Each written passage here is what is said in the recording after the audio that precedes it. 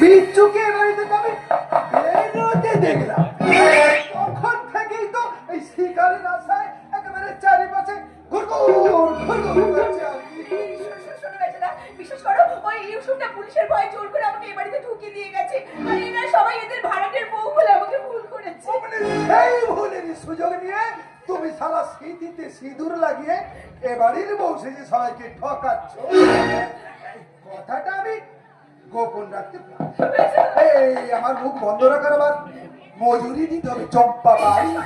বিশেষ করে আমাদের যে নগদ একটা টাকাও নেই। আরে টাকা নেই তো কি হয়েছে, ওই গাভর্তি গয়নাগুলো তো আছে।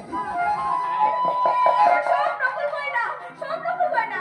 একটা মাত্র সোনার আংটি ছিল, সেটা একটু আগে বাবু চাচার হাতে বিক্রি করতে পাঠিয়েছি। এই তাহলে যাই ভেতরে গিয়ে দেখি এই কথাটা ফাঁস করে কারো কাছে কিছু পাই কিনা।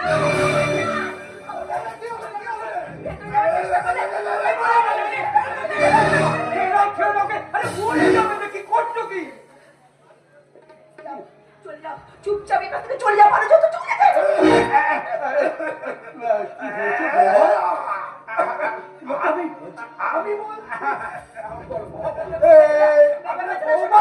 আসল পরিচয় গিয়ে এই বেচারা হলো গিয়ে ওর মাস তো দাদা।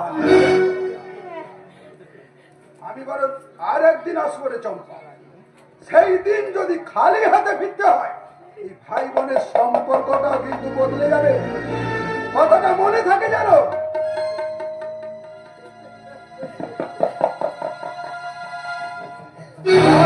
তো দাদা